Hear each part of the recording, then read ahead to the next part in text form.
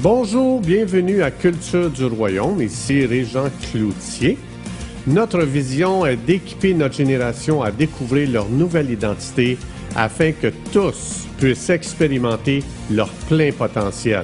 Pour en savoir plus, visitez notre site internet à cultureduroyaume.com. Bonne écoute!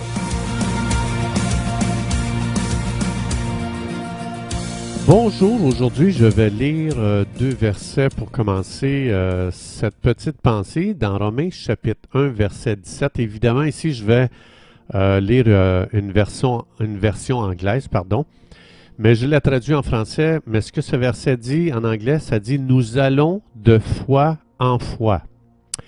Et dans 2 Corinthiens 3, 18, ça dit que nous allons de gloire en gloire.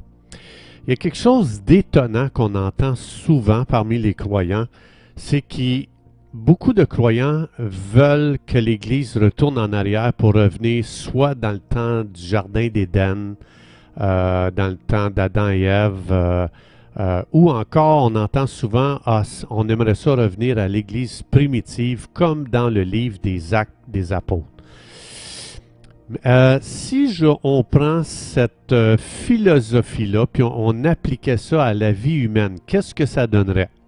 Bien, je ne sais pas si vous vous souvenez ou bien vous avez déjà entendu parler nos grands-parents qui disaient qu'ils allaient chercher l'eau dehors au puits. Donc, quand il y avait besoin d'eau, il fallait qu'il aille dehors avec une chaudière. Il allait dans un puits pour puiser de l'eau.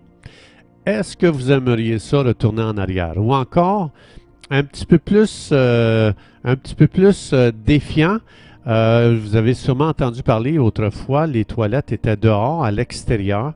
Donc, c'était comme soit une extension de la maison à l'extérieur, mais il n'y avait pas de chauffage. Et puis, souvent, c'était un petit peu plus loin que la maison, c'était des toilettes sèches. Imagine-toi, l'hiver, tu t'en vas à moins 30 degrés Celsius, tu vas dehors, dans des toilettes sèches. Je ne sais pas si ça vous manque vraiment, mais moi, ça ne me manque pas. Alors, quand on pense en Éden, Adam, oui, c'était un temps glorieux, puis je ne veux pas diminuer ça ici. Au contraire, ça devrait nous aider à comprendre qu'est-ce que Dieu veut pour aujourd'hui.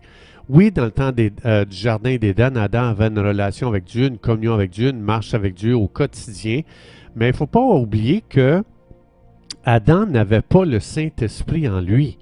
Dans Éphésiens chapitre 1, verset 13, ça explique que nous, les croyants, quand on ouvre notre cœur à Jésus, on invite Jésus à nous sauver et à nous pardonner nos péchés, à venir habiter dans nos cœurs, en nous. Dans Éphésiens 1, 13, ça dit que nous sommes scellés du Saint-Esprit. Les gens nés de nouveau sont scellés aujourd'hui du Saint-Esprit. Adam n'avait pas ça. Ça veut dire que comme je disais au début, on va de foi en foi, ça veut dire un nouveau degré de foi, mais on va aussi de gloire en gloire. Donc, quand je pense aussi, Adam n'était pas l'épouse de Jésus comme l'est aujourd'hui l'Église. Jésus est mort sur la croix, il a versé son sang pour se préparer une épouse. Adam ne faisait pas partie de ça. Donc, on est invité par le Saint-Esprit à aller à un autre niveau de gloire, beaucoup plus élevé que celui qu'il y avait hier ou que celui qu'il y avait dans le passé.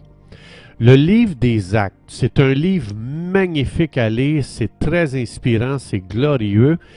Donc, mais ça explique que c'est un super commencement pour l'Église, mais ce n'est pas une finalité en soi que Dieu avait pour l'Église. Ça veut dire qu'aujourd'hui, l'Église peut... Déjà, si on lit le livre des Actes, c'est extraordinaire qu'est-ce qui se passait, mais Dieu aujourd'hui veut accomplir plus à travers l'Église que ce que Dieu a accompli à travers l'Église dans le livre des Actes. Donc, quand on lit le livre des Actes, on voit que l'Église opérait à un niveau très élevé de puissance, très élevé de gloire, mais c'était le départ de l'Église, c'était le départ de quelque chose que Dieu voulait qui progresse continuellement. Comme par exemple, je vais vous donner un exemple, vous allez lire dans le livre des Actes que Philippe a été télétransporté pour aller évangéliser quelqu'un. L'ombrage de Pierre guérissait les gens qui étaient tout le long de la rue, juste l'ombrage de Pierre guérissait les gens. Paul se fait mordre par un serpent, ça ne lui fait absolument rien.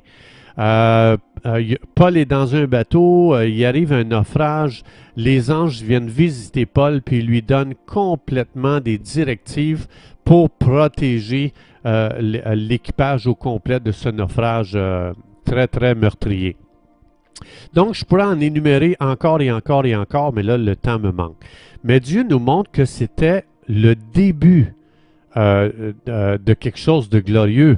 Dieu a l'intention que ces choses-là progressent pour qu'on puisse continuer à aller de l'avant. C'est pour ça que ça dit dans Ecclésiaste 7.10, « Ne dis pas d'où vient que les jours passés étaient meilleurs que ceux-ci, car ce n'est pas la sagesse qui demande cette chose-là. » Donc Dieu, dans Éphésiens 2.10, il dit, les gens, ou n'importe qui aujourd'hui qui vit dans cette génération, Dieu dit, « J'ai préparé des œuvres extraordinaires pour vous. » Puis ces œuvres sont beaucoup plus grandes que le livre des Actes.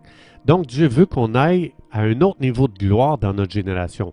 Il veut qu'on ait des plus grandes attentes envers Dieu pour notre génération que même eux avaient. Je vais vous lire un verset très intéressant dans le livre des Actes, chapitre 2, versets 17 et 18. Dieu dit, « Dans les derniers jours, donc ça c'est nous, Dieu, je répandrai mon esprit sur toute chair. Vos fils et vos filles prophétiseront. Vos jeunes gens auront des visions et vos vieillards auront des songes. Oui, sur mes serviteurs et sur mes servantes, dans ces jours-là, je répandrai mon esprit et ils prophétiseront. » Donc, si notre vie chrétienne est plate, ça veut dire que nous avons inventé une vie chrétienne que Dieu n'a jamais inventée. On sait très bien que l'homme est bon pour inventer des religions. Dieu est très habile, lui, pour inventer une relation personnelle avec lui qui produit une vie passionnante et excitante. Je reviens ici dans Actes 2.17. Ça dit que dans les derniers jours, on va avoir des rêves, des visions, des songes, etc., etc. Je vais juste prendre mes rêves à moi. Tu sais, quand je rêve la nuit, c'est vraiment inimaginable qu'est-ce que je vis dans un rêve. Dans un rêve, je vole, je marche dans le fond de l'eau, puis je peux respirer, je conduis mon auto, puis tout d'un coup, elle se met à s'envoler. Il y a plein de choses comme ça, complètement folles, des choses que j'aurais jamais imaginé qui m'arrivent dans mes rêves. C'est bizarre que j'ai jamais trouvé un seul de mes rêves plates. Dieu dit que la vie qu'il m'offre ressemble exactement à ce genre de dimension de rêve, de vision, de songe. Puis, ce que ça veut dire, c'est que quand ma vie chrétienne est plate, ça se peut-tu que c'est une vie que moi j'ai inventée, que Dieu n'a jamais inventée? Même Jésus, il a tellement poussé ça que dans Jean 14.12, il dit tu vois qu'est-ce que je fais, les guérisons, les miracles, je marche sur l'eau, je multiplie la nourriture, je change l'eau en vin. Jésus il dit, je veux juste te dire en passant que tu es appelé à faire la même chose que ça et même plus que ça. Donc, c'est vraiment extraordinaire. Quand je lis la Bible, puis je regarde ma vie, j'ai l'impression que, je ne sais pas, je suis à côté de la traque, là.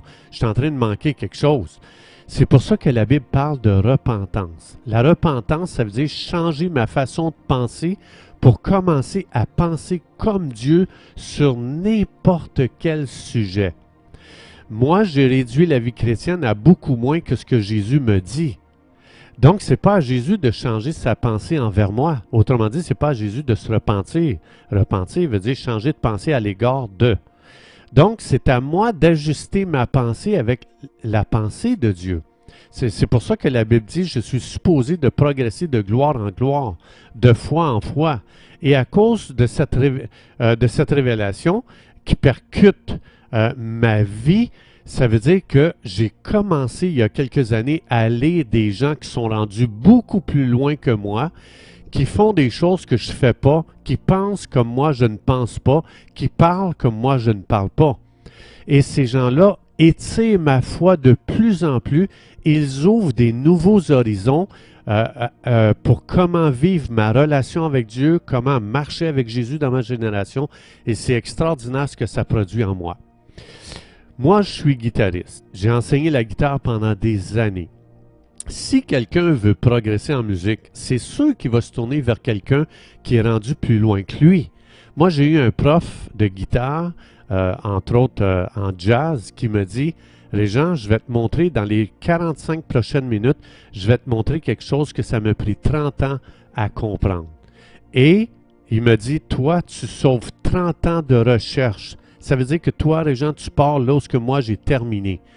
Mais ça s'applique dans n'importe quelle sphère de notre vie. C'est pour ça que si je me mets à écouter Jésus qui dit, je vais faire les mêmes choses que lui et même des plus grandes, ça veut dire que Jésus il dit, commence à changer ta pensée.